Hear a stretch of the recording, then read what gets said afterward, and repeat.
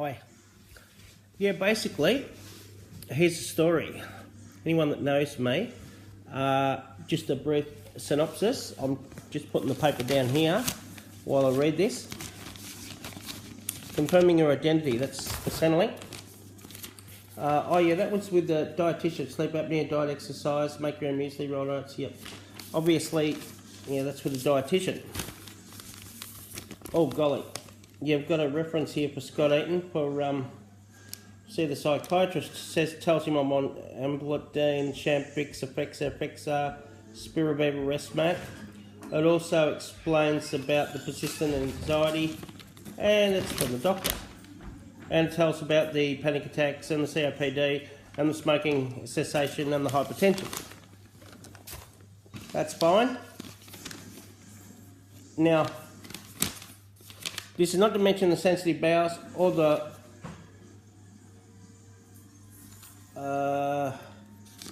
oh gee, that was my Centrelink appointment in regards to the extra information I had to give them.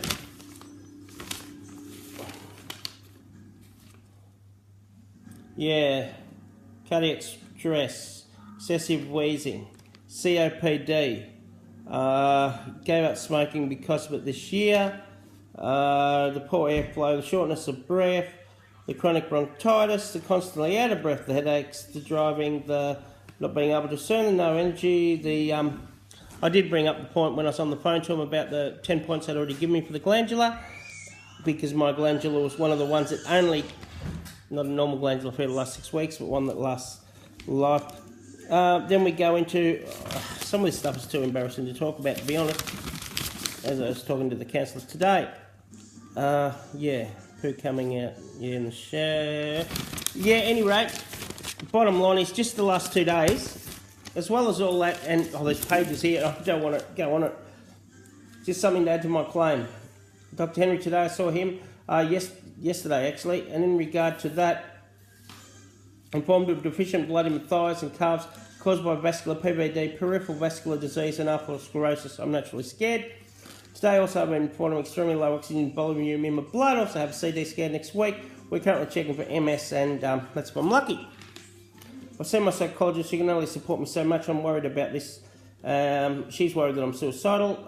Honestly, I don't think she has to worry. My physical problems will take care of that anyway. And further, this is the 4th time I've been told by Centrelink that obviously I need the pension as opposed to the dole, and that's for 7 years ongoing. Now, borrowed money to go to the doctor's today to get scripts. Worst of all, require sleep apnea device, I require a ventilation machine hookup. Seriously, psychiatrist appointments which exceed $100 a visit after the Medicare gap, etc. And I've written here a letter, are you going to grant me the pension or let me die? Rodney, Holmes, 2nd of the 12/16. And I've Dr. Henry Elmore, Dr. Patrick Elmore, Rachel, the psychologist. This is my last 2 days, like 1st of 12/16, 2nd of the 12/16, 2nd of the 12/16. Oh yeah, I've got X-rays and meeting next week. And so also check if I've got a brain tumour. See my teeth? Yeah, busted, broken. Bottom line is, can't work on that because got to wait. But that's all right, that's the least of my dramas. So I just want to let you know, and I'm embarrassed by this, but it's going up on YouTube, just letting Centrelink know that these are the people who they're dealing with, and because they want to cut down the 860,000 on the pension down to about 360,000 on the pension. Get the numbers right? Good on you, Centrelink. Congratulations.